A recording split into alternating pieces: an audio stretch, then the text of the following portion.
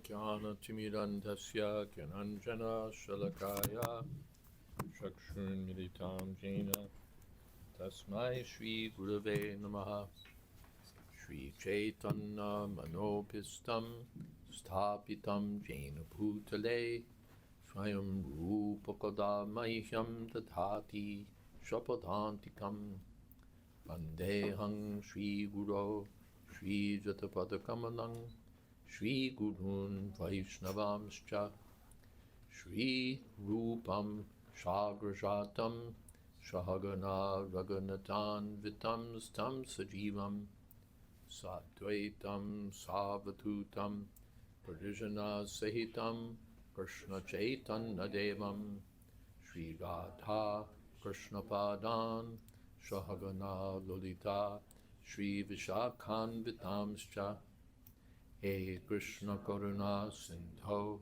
Dinabandho Jagatpate Gopesha Gopika Kanta Radha Kanta Namostute Tapta Kankshana Gaurangi Radhe Vrindavaneshwari Vrishabhanu Sute Devi Pranamami Hori Priye Vancha Kulpatarubhyascha Kripa Sindho Bhyevacha Patitanam Pavanebhyo Vaishnavebhyo Namo Namaha Shri Krishna Chaitanya Prabhu Nityananda Shri Advaita Gadadhar Shivasadi Gaur Bhaktavinda Hare Krishna Krishna Krishna Hare Hare Hare Rama Rama Rama Hare Hare.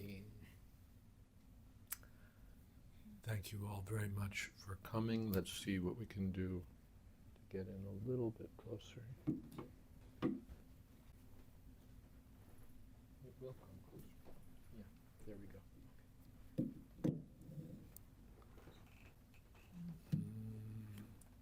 Hare Krishna. Yeah.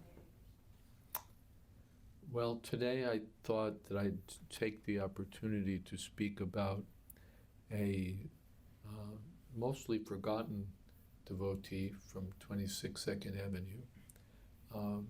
We could say deservingly forgotten because he left Prabhupada's service quite antagonistically, really.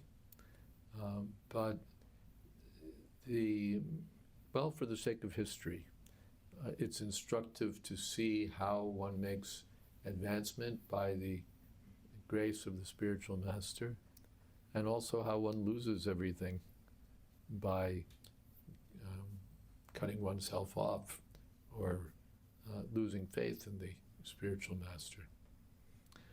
The devotee I have in mind is Ray Ramadas, was Ray Ramadas. I think he's no longer. He was no longer Ray Ramadas, but I think he's also expired. He's mentioned in Prabhupada Lilamrita with the civil name Raymond Dubois, which is fictionalized. His actual name was Raymond Murray. He was a minor writer for comic books, DC Comics and so on. He would earn a livelihood that way. And, plots and then writing them out and so on. And he was one of the earliest devotees here at 26 Second Avenue. When you read the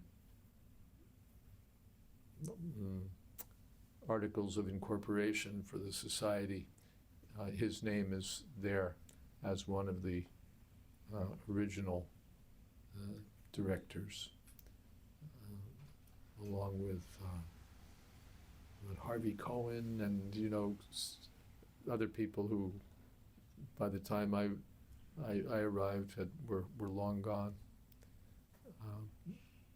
Is Satsrup Marsh a signer on that? I'm not quite sure. We'd have to look at the document. But Ray Rama was one of the earliest devotees. I think he was here before even Hayagriva and Kirtanananda, if I'm not wrong. But he was certainly one of the early batch.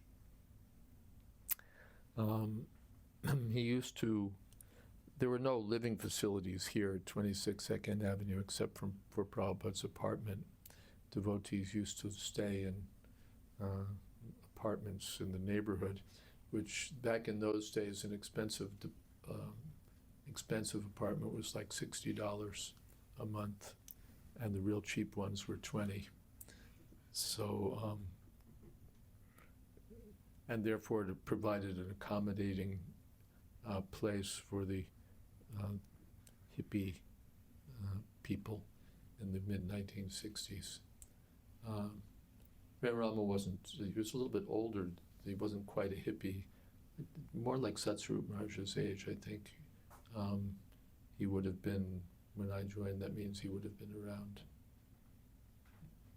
28, something like that. And he was, kind of respectable sort of a profile. He was one of Prabhupada's original editors. There were originally two editors, really, although in an interview I did with Brahmananda, he said, everybody tried their hand at it. Bhagavad Gita as it is, the manuscripts were floating around and various devotees put their fingers in it, tried to do some service. But really it came down to Hayagriva and Ray Rama. They were the original two editors.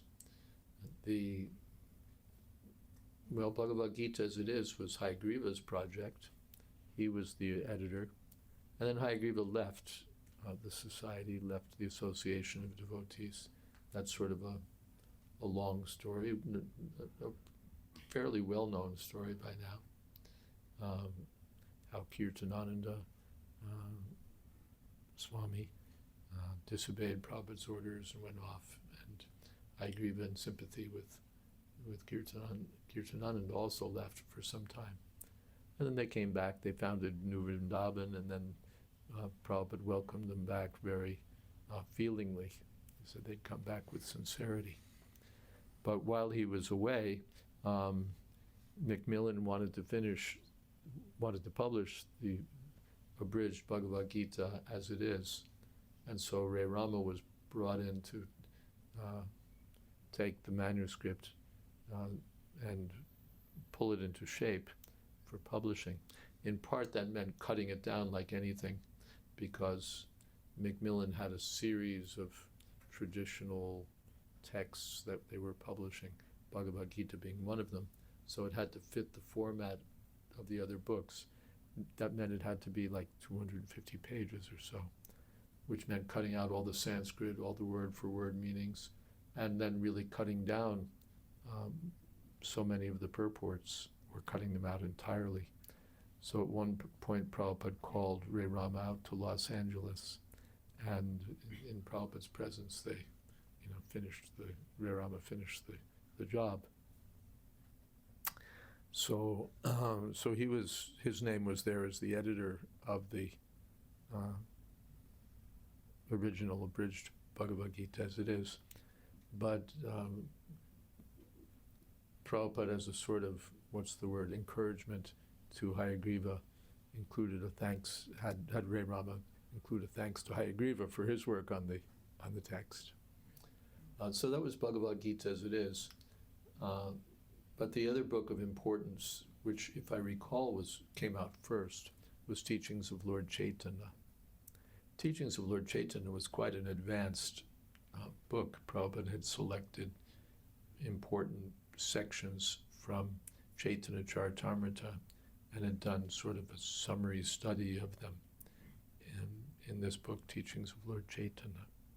So for that book, Ray Rama was the sole editor. I liked his editing, actually, because although in some places it might not have been as polished as Hayagriva's, it was very faithful to the tone and also the message of Srila Prabhupada. So he was, I think to this day, that he was really quite a good editor. He understood the philosophy quite well, especially for those days where no one really knew very much, because he he was carefully going through those manuscripts. He had a good command of the philosophy. So that was impressive.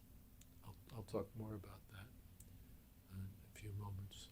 He was also the original editor for Back to Godhead magazine. Prabhupada entrusted the BTG to Ray Rama, or sometimes to, for a while, to Ray Rama and Hayagriva, although they were sort of oil and water. They didn't get on all that well, had different ways of looking at things, but somehow some collaboration was, Prabhupada kept some sort of peace between them, and they were the original editors for BTG. And there were many, Prabhupada gave many instructions to Ray Rama, actually, in that regard. There was one, let's see,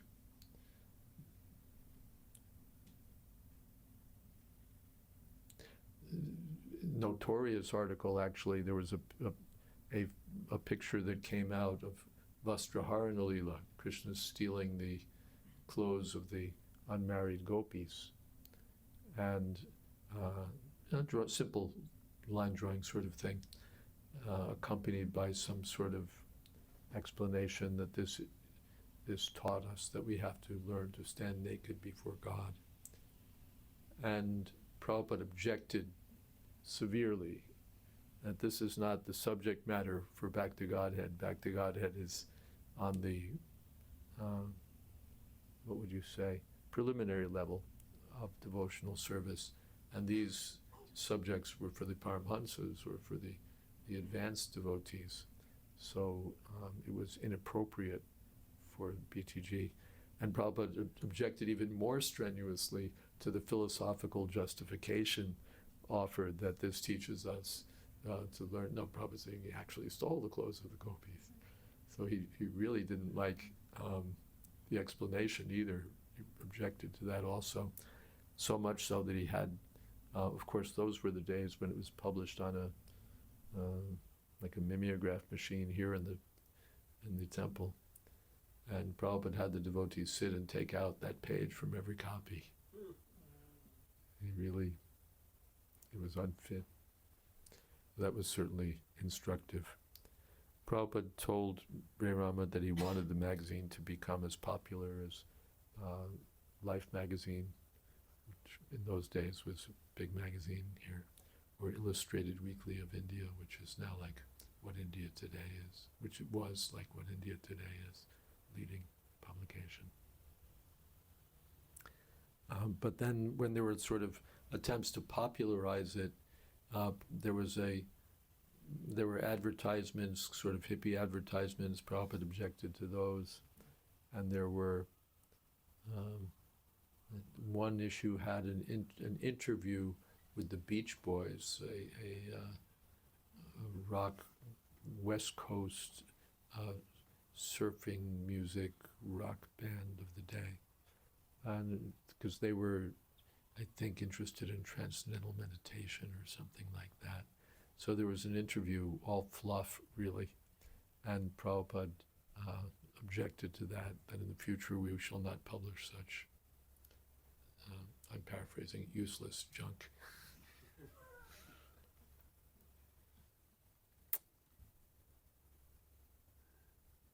In any case, of all the devotees who would give class, because Prabhupada was giving all the classes, then Prabhupada went back to India, the classes had to go on. And so the devotees would give class, speaking from Prabhupada's old brown Indian Bhagavatams. I think, if I recall, the speaker would sit like here, and just on a cushion, none of this furniture of later days, divine furniture, just a simple cushion. And a lot of the classes were just, didn't have that much going for them. Devotees would repeat that you're not this body, life is meant for self-realization. approach a bona fide spiritual master, and chant Hare Krishna. I think that those were the things. If you had all that in a lecture, your lecture was okay. Those were like prerequisites for any, or requirements for any lecture. And devotees would, they'd speak from what they knew, and it would be sort of quite Krishna conscious in a general sort of way. But Ray Rama's lectures were really, for the day, quite erudite, quite well informed. He knew the conclusions of Vaishnava philosophy as presented in Bhagavad Gita and Chaitanya Charitamrita, and he was very articulate. I was just talking with Pradyumna, he remarked on that he articulated the philosophy very well. So you got something of substance there in his classes, and they were, for that reason, persuasive.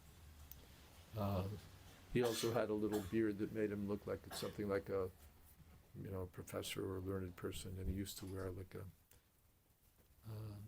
kind of a, like what you're wearing there, that chatter, the same sort of way, like that. So he looked a little saintly, and he was a gentle. He was gentle of speech, he had a gentle voice and intelligent. So his presentations were impressive. At least I found them impressive, and other devotees have remarked on it. Even Gargamuni Prabhu, who had fairly critical things to say about quite a number of devotees, liked Ray Rama. He said he was good. He liked him. Prabhupada at one time referred to him as a pillar of our society.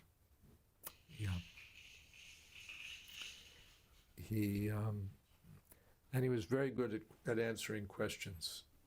The 26th 2nd Avenue back in those days was in the middle of the, as we know, the middle of the hippie scene, and everybody was a philosopher. The people wandering the streets were people of, they came from good homes and all that, and they had a combination of, what would you say, decent upbringing, decent education, and too much LSD. So they all had, they all knew something. And there was also a fair amount of Eastern mysticism thrown in there, whether it was Buddhism or sort of popular Advaita oneness philosophy. I'm God, you're God, we're all God. We just have to realize that we're God. We just have to realize that we're all one, that I'm really you, you're really me, that we're all really the same, kind of the sort of the standard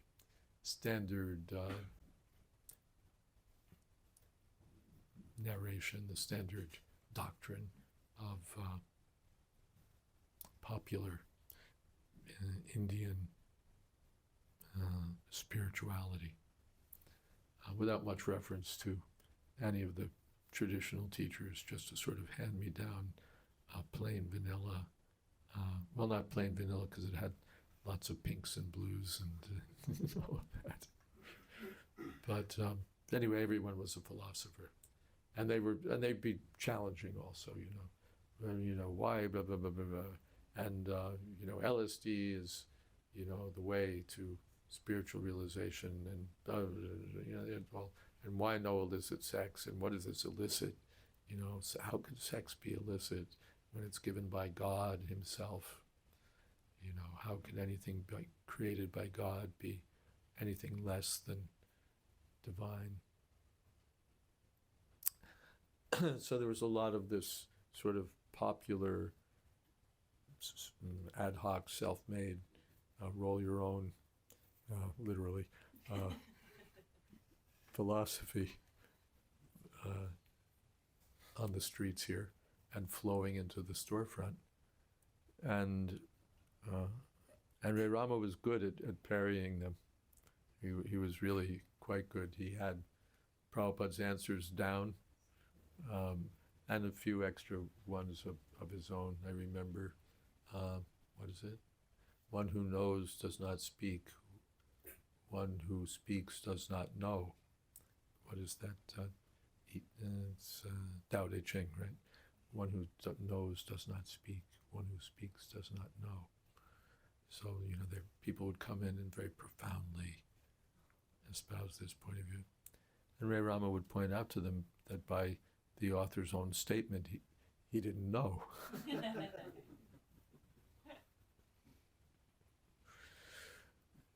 So he was very good that way. And I used to look forward to his talks. Everybody would take a turn. Hansatutu would take a turn. Brahmananda would take a turn. Madhusudan would take a turn. Maybe Nandakishore, different devotees who were here at the time. But I would look forward to Ray Rama's because you'd really get something from it. I wound up serving in his department. He was the BTG editor and also editing books. And I sort of knew from the outset that's kind of where I wanted to be, because then you'd be in the philosophy. I wasn't going to learn to drive, because if you did, you'd always be driving. So the one thing I'd learned in school was typing. I was good. Prabhupada even mentioned me one time. Maybe 70 words a minute or something, which back then was respectable. So I volunteered to work in that department, and which meant going up to 6th Street and spending the morning or the afternoon or both typing articles for Back to Godhead. I won't go into the technology of it, although it's interesting. A typewriter, an ancient typewriter that provided justified columns, columns that were straight up and down on the right and left side. There was a typewriter that did that, and so part of my service was to type the BTG articles at that time. And another of my services back then was to retype all of the manuscripts of Bhagavad Gita as it is. Some of those manuscripts are now the only surviving manuscripts, the ones for the later chapters. And they have their failings. They were basically copies of the edited manuscripts. So the early editing, if all you have were the retyped ones, the ones I retyped, you didn't have the original, and you couldn't trace back to the original state. You couldn't go past the edited version, except by conjecture, which was sometimes possible. And also sometimes there were things left in that were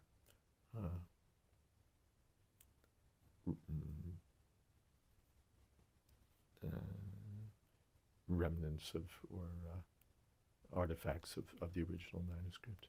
So those manuscripts do have value, but nothing like the originals, which regrettably are gone for the last 6 chapters.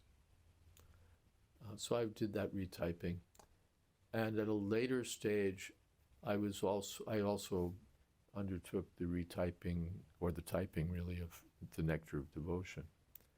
Ray Rama was the original editor for the Nectar of Devotion as well, which I guess was Prabhupada's 3rd book, Bhagavad Gita as it is, and the Krishna book. But Krishna book came later, as I recall, maybe around roughly the same time, but I forget which came first. Nectar of Devotion came first because Krishna book was edited by Hayagriva, who would have had to have come back by that time to edit it. So Nectar of Devotion was there. Actually Hayagriva had come back at that time, but I think Nectar of Devotion may have been first. So Ray Rama was the editor for that.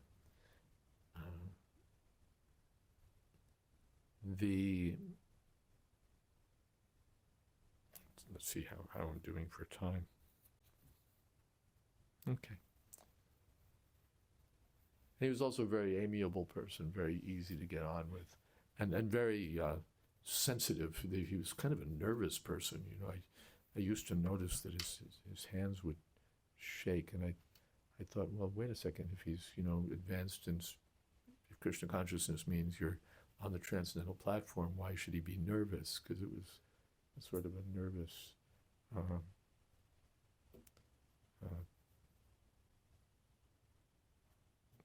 What would you say, condition or symptom? But his digestion was delicate, so Prabhupada prescribed you should take such and such antacid or something, antacid tablets. He was what's the word? Not high strung, but sensitive. A sensitive person, not a hard skin. You know, Gargamuni, you could throw a brick at him, and you know, you just catch it and throw it back at you with, you know, with another brick to keep it company. But Ray Rama was a very sensitive sort of a person.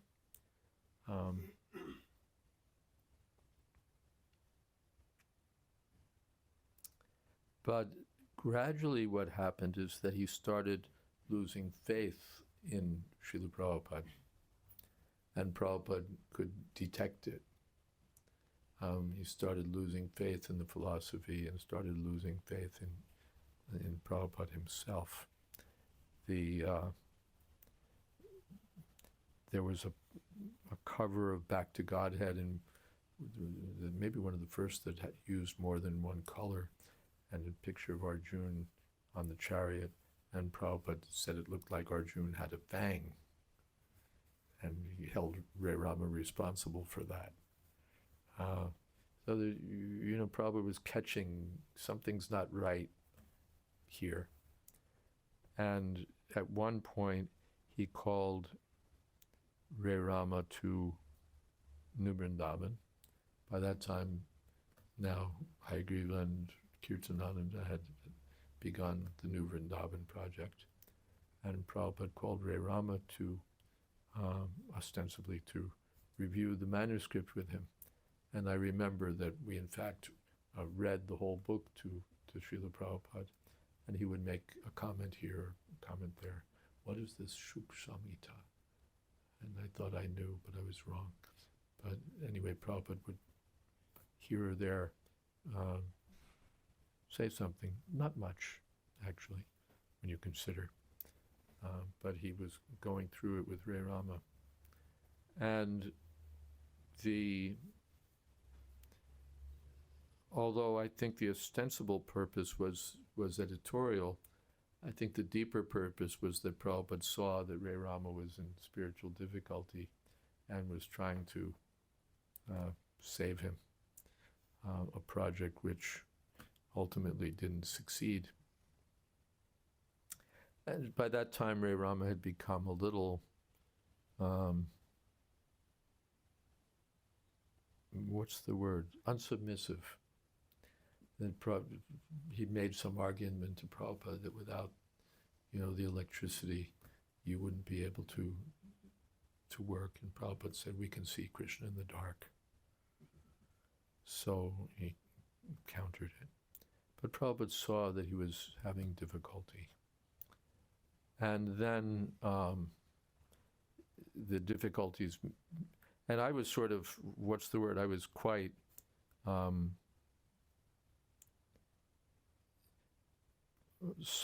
lot of my faith in Krishna consciousness was based on my faith in Ray Rama.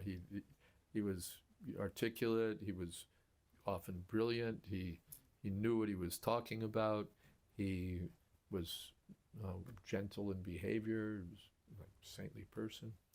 So he was impressive, persuasive, and so I think my early faith grew by appreciating his contribution or his presentation of Krishna consciousness. And when he started having difficulty, maybe Prabhupada didn't save him, but he saved me, because my nose was in the manuscript. I was busy, so many hours a day typing the Nectar of Devotion.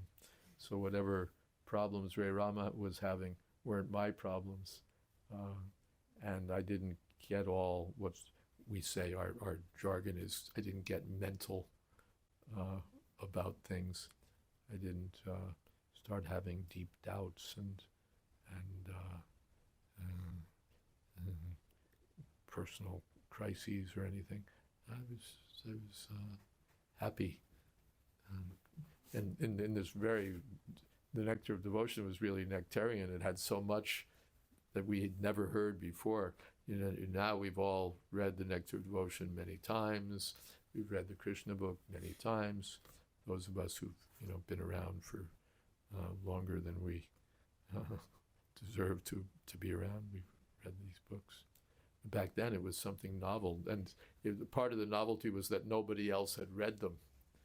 Ray Rama had read them. I was reading Nectar of Devotion by typing it, and nobody else knew what was in it.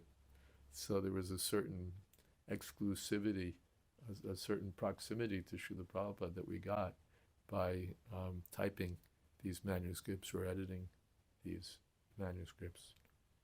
So Prabhupada saved me, because while Ray Rama was having problems, I was saved by the book. And what ultimately came out was that Ray Rama was having trouble with the regulative principles, specifically no illicit sex, and in relation to him, that meant no sex with other men.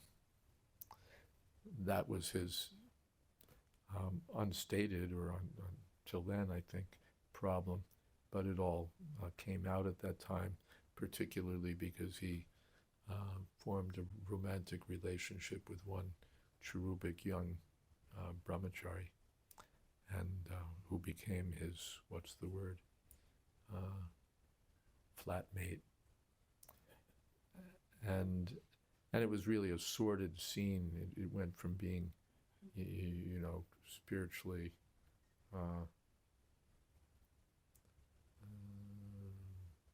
pure, spiritually elevated, to being degraded in very obvious sort of ways.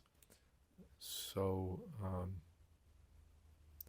that was sort of it. And then Prabhupada, Ray Rama complained to Prabhupada at some point that these regulative principles were too restrictive, that they were suppressing the natural feelings that a person would have, and so on. And that was it. He sort of, and then he began speaking sort of these things about expressing one's own feelings and blah blah. And he was so it was such thin and insubstantial, flaky stuff that even Gargamuni could defeat Ray Rama. Gargamuni wasn't known as the philosopher. He was, a wonderful devotee and deeply dedicated to Prabhupada, but he wasn't a debater or a philosopher. But and Ray Rama was superb. He could knock down anyone. But Gargamuni was defeating Ray Rama at that point. So he'd really sunk. He'd really sunk. And then he was gone. That was finally it. But then the next chapter is interesting.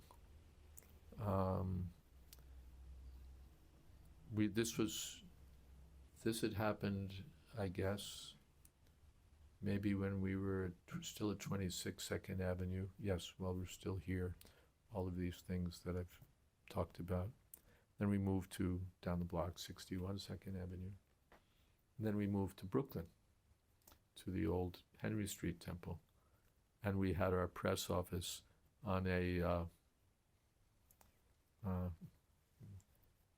beautifully named block called Tiffany Place, which was a rough block of of warehouses on close to the waterfront,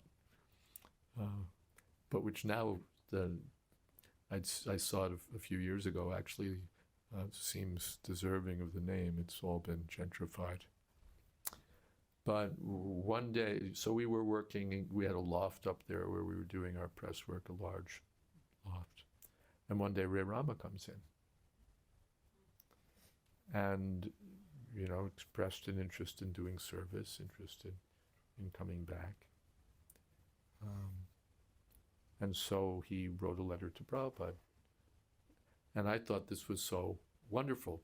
Prabhupada previously, Hayagriva had come back, and Kirtanananda, and Prabhupada had said, I was practically crying that I lost my devoted sons, Hayagriva and Ram and Kirtanananda. Now they've come back with sincerity. So I thought surely Ray Rama would get the same sort of reception. And I was quite wrong. Here's the letter that Prabhupada wrote to Ray Rama. We don't have what Ray Rama wrote to Prabhupada, but you can deduce it from the response. It's 22nd October 1971 from Bombay. My dear Ray Rama, please accept my blessings. I'm in due receipt of your letter dated 11th October 1971 and have noted the contents. I welcome you for your coming back to our society, and you are feeling very nicely the association of devotees. Srila Rupa Goswami has described that devotional service can be advanced by 6 processes. Perhaps you know them. They are as follows: enthusiasm, patience, conviction, following the regulative principles, being honest in one's profession, and being in the association of devotees. So this Krishna Consciousness Society is especially meant for giving people the opportunity to associate with devotees. Devotees means who are following the regulative principles. One cannot be independent and at the same time become a devotee, because all devotional activities are based on surrender. So in the association of devotees, we learn this important item: how to surrender. So how to surrender. But if we keep our independence and try to become devotees, that is not possible. You write to say that you cannot feel any taste for temple life or deity worship. This means you are keeping the same temperament you entertained before leaving our society. Our process is to accept both the lines of Bhagavat Marg and Pancharatriki Marg. Bhagavat Marg means the path of spontaneous service, of hearing Srimad Bhagavatam and becoming absorbed in the message of Srimad Bhagavatam, teaching Bhagavatam. And Pancharatriki Marg means the deity worship and the regulated life. So our process is to accept both the lines. Perhaps you might have seen the picture of the Gaudiya mission. On one side there is the Bhagavat book, and on the other side a picture of Lakshmi Narayan for deity worship. You cannot make any progress in devotional service unless simultaneously you follow both the lines. Just as the tracks of a railroad line, both must be there. Similarly, temple worship is essential for purifying us from the material contamination. And without being purified, we cannot glorify the Lord. As it is stated in the Bhagavad Gita, that the Lord is completely pure, and we cannot approach Krishna without being purified. So as you say that you do not feel very much encouraged in deity worship and temple life, I see that your disease is still continuing.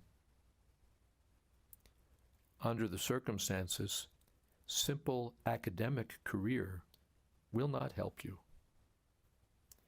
If you want to live with us, you must accept temple life, namely, cleanly shaven head, observing the regulative principles, decorating the body with tilak, etc.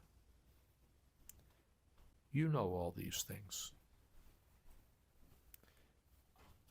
So far your editorial work is concerned,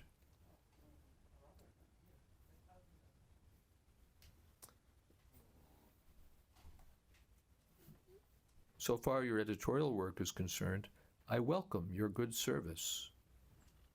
But if you do not follow temple life and deity worship, you will set a bad example. When I was there in New York last time, I saw that the tendency was there in the press members not to follow the principles. So I said, better to stop the press. Prabhupada personally had me carry that message to the press devotees. If you're not following the principles, not attending the programs, better to stop the press. Since then, Advaita and the others are attending temple worship. Similarly, you must also do the same and chant at least 16 rounds, etc. I am so glad to learn that you are eager to preach, but we should know it that we cannot preach without being solid in our standing as devotee. Lord Chaitanya Mahaprabhu said that Apani Achri Prabhu Jivere Shikaya.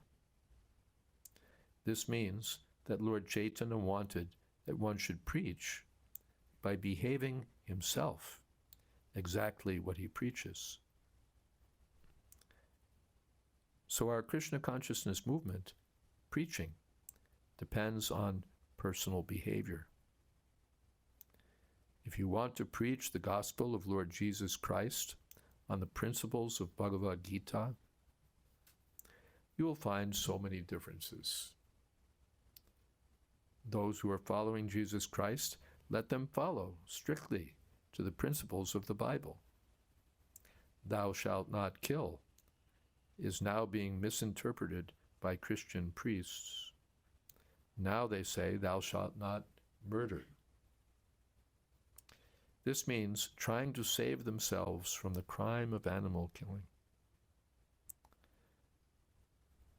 So you cannot teach such unscrupuled followers the message of Bhagavad Gita. If you want to preach Bible, you can tell them why there will be misinterpretation. In New York, there's a big press that prints Watchtower. They are forcefully criticizing Christian behavior. I read that one Christian priest allowed a marriage between two men, homosex.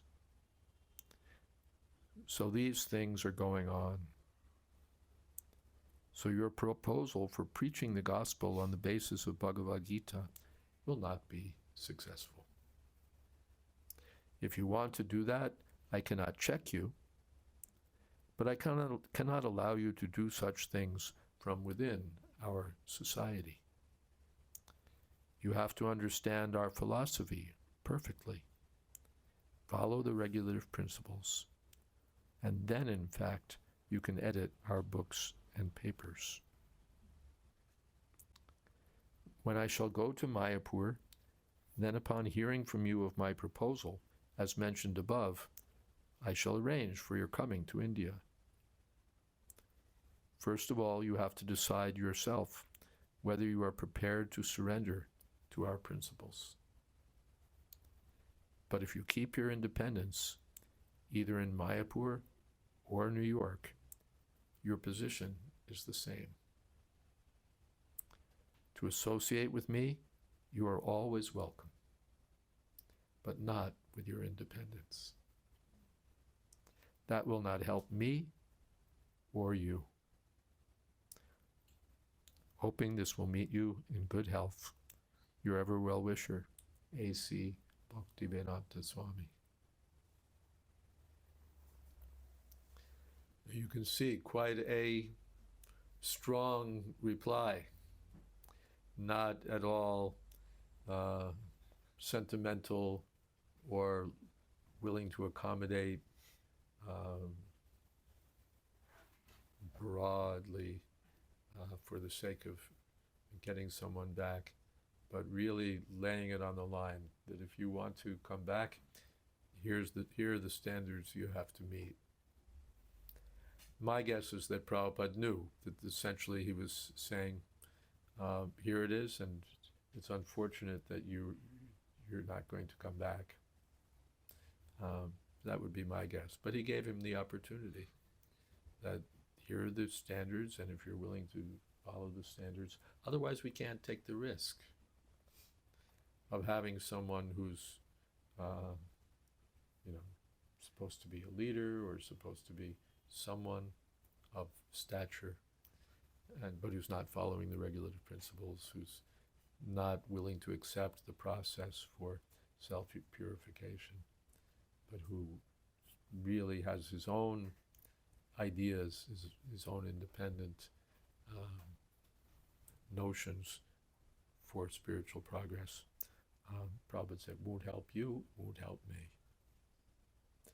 And that was the last we saw of Ray Rama. I heard that he later moved to the Bay Area, and we don't know much more about him except that apparently he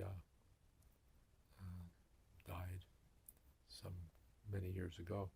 Interestingly, he was one of the few people, so many devotees for the Prabhupada Lilamrita project. Satsrup Maharaj and his assistants were able to find so many devotees who left and interview them and hear from them their recollections. And sometimes Baladev Vidyabhushan told me the people interviewed would protest and about ISKCON this and ISKCON that, and this devotee this and this devotee that, and all their pent-up gripes from that they'd been nurturing over the years. But once they got that out, then they'd start to remember Prabhupada and speak so many sweet recollections, and sometimes cry while remembering that association. But Ray Rama was one of the few people, I think perhaps the only person who was just antagonistic and wouldn't even agree to be interviewed. So it's his good fortune that he was able to take part in Prabhupada's early campaign to establish Krishna consciousness here, and his misfortune that he was unwilling to give up his independence and continue to serve Srila Prabhupada. We have that verse, Yasya Prasadat Bhagavat Prasado. By the mercy of the spiritual master, one gets Krishna's mercy. And Yasya Prasada, if we give up the mercy of the spiritual master, Nagatir Gadab, then we're nowhere. So this serves as a case study of both sides. Any questions or comments? We still have a few minutes. Not really.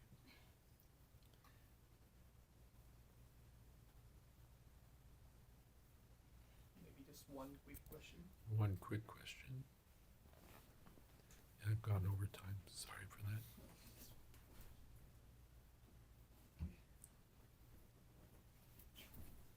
Yes. Thank you very much, Marge. I think there are lots of questions. I wish we had much more time. I guess one that comes to mind is, of course, he did immense service Mm. for Srila Prabhupada and for the mission, and probably we're all still, benefited Yeah. by that. So I'm just wondering, because of that, how would you see, even though it ended in not such a favorable way, how would that kind of work out for him? Well, Krishna neha vikramanasho sti pratyavayo nividyate, or even that, what is that? Nahi kalyana krit kaschit durgatim tatagashchati. Krishna says someone who's done good never meets ultimately with misfortune.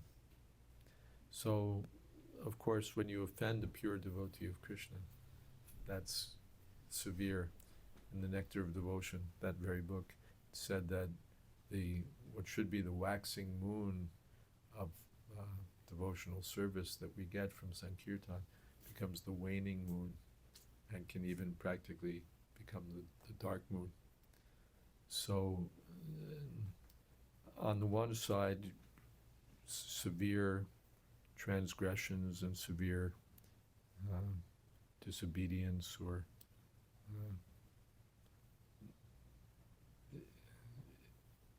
ignoring Guru Avagya, ignoring the spiritual master and his instructions, places one in a very unenviable position. And on the other side, still, whatever good has been done is one's permanent credit. So we have to expect that at some point that that good will be seen by Prabhupada or Krishna. We don't really know, it's as they say, the ball, as they say, is in Krishna's court. I called it wrong the first time. I thought Prabhupada would just welcome him back, and Prabhupada rebuffed him. We don't have room for you if you're not going to follow strictly. So I don't think I can make an educated call on his posthumous fate, because finally everything's up to Krishna. He can do as he likes. But still, he says that there's devotional service, even a small amount of devotional service can save one from the greatest danger. But on the other side, offenses to pure devotees are very toxic. So I don't think we want to risk being on that path. Yeah.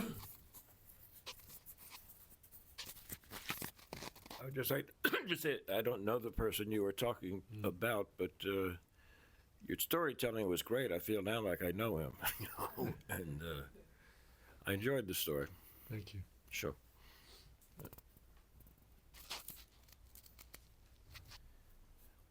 March, one passage of Prabhupada's letter which really struck me is his emphasis on deity worship, temple worship, that it's not optional. Yeah. You need the 2 tracks. And of course, Prabhupada speaking in a context where devotees were very much living a temple-based life. Yeah. How would this apply in our present circumstance where most devotees live at home and they also have limited time when it comes to like chanting your rounds and so on? Well, still, we see these Pancharatriki principles. In one sense, that our temple principles are principles to be emulated. Our temple program is a program to be emulated by those who may not live in a temple or may not be able to live in a temple. It doesn't fit with their duties and their life. But one should, as far as possible, adopt these principles at home. Rising early in the morning, you don't have to live in the brahmacharya ashram to do that. It's not that if you're living at home, you have to rise just in time to have a coffee and rush out to work. But rising early in the morning is one of our principles.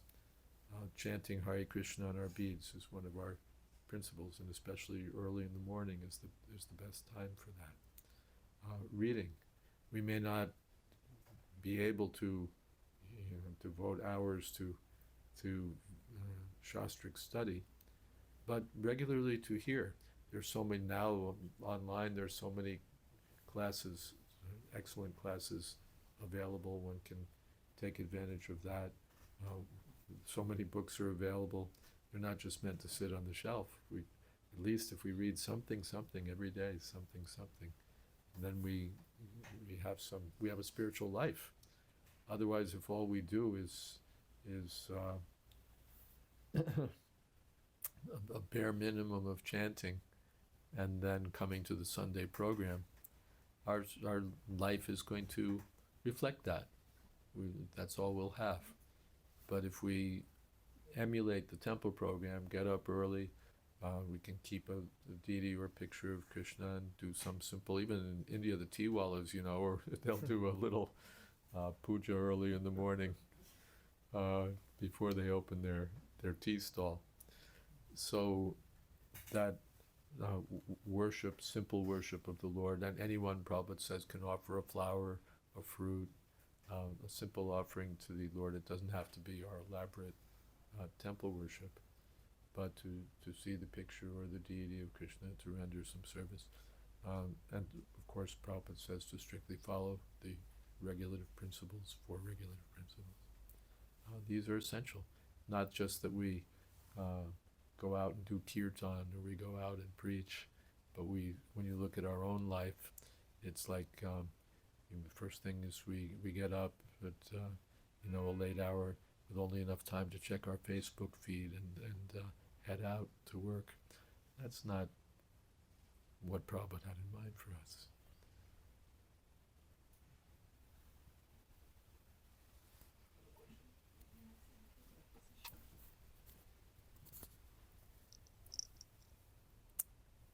What about devotees or people who are great performers and artists who don't necessarily have People or devotees who are great performers or artists who know how to just come and sing and do kirtan, but then there's no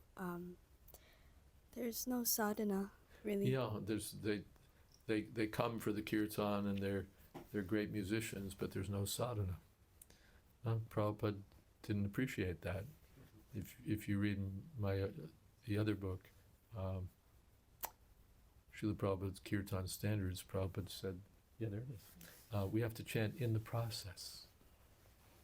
And he makes clear what in the process means. It means essentially what he's told Ray Rama, following the Pancharatriki Vidhi. Then the Bhagavad Vidhi, the chanting of the holy name, the preaching, will have strong backing. Otherwise, I chant beautiful kirtan. When you look at my life, it's Facebook, the New York Times, and maybe a little bit of recreational herbal something or other. I know of instances. So that's not going to help us. You heard Prabhupada's kirtan. It's not Anup Jalota or Bhimsen Joshi quality, and it's not meant to be. It's sincere calling out to Krishna, and that is the kirtan that spread the Hare Krishna movement all over the world. Of course, you hear the kartal playing, and it's the most simple clang, clang, clang. And yes, we can do better, but the substance is that sincere chanting and following in the process. Then the chanting will have potency. Otherwise, it will be a performance.